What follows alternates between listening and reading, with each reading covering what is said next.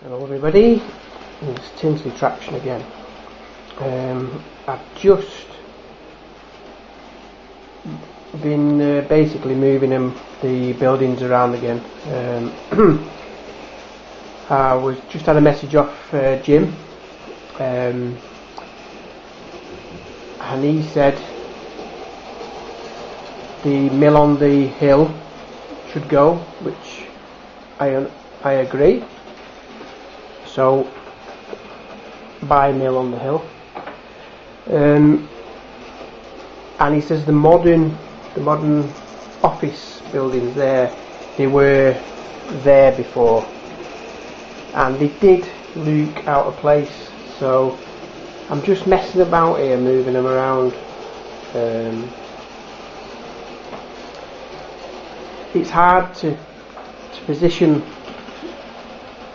the office spots because everything is like, as I call, Coronation Street style.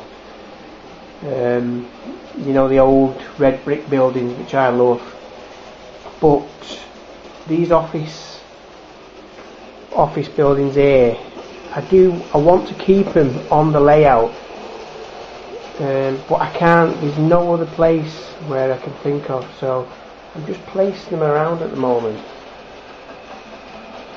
I'm not sure. I mean, don't forget, there's got to be, you know, there could be a car park there. The road's got to be darkened. Obviously, there's going to be trees. There's going to be a few trees.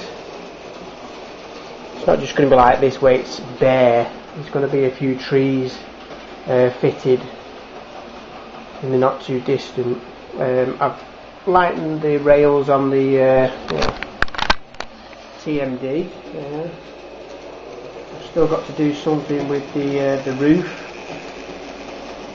And remember, everybody, none of these buildings are stuck down. They're all loose.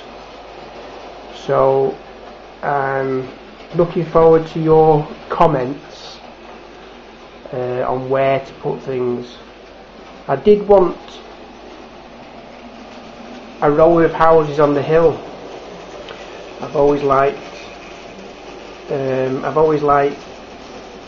tunnels with like houses above them, but I don't think that's going to happen with this. So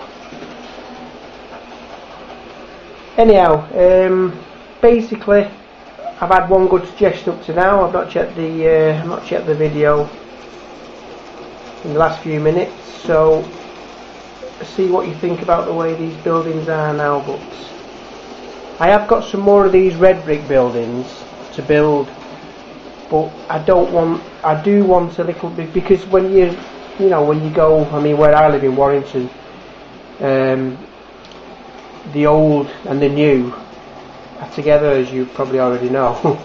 So you get modern buildings with red brick buildings. So I'm just trying to blend, but I want it to look fairly realistic. I'm not a rivet counter, and I will be buying, like I say, I'm buying some steam engines. I'm currently ordering a 9F. So I'm not a rivet counter by any means. And for you people who already know me, I used to have a double O gauge layout called Tinsley, and it was a DCC layout with sound locos and what have you. It was a massive layout, but basically I had to have the bedroom back, so I sold it. So this layout is just going to be DC, and I am building a layout in the loft, a double O gauge again in the winter, when winter 2013. It's going to be about I would say 22 foot by 17 foot roughly. So keep watching for that. But anyhow, I keep going into the other room and then coming back and looking, and it's hard to imagine without the grass and the trees and the cars on the streets. But That looks okay.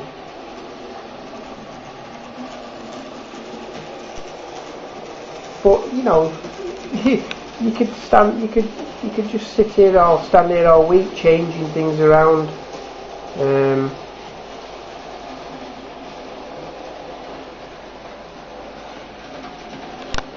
Yeah, it looks okay. That could be like a bit of an industrial area.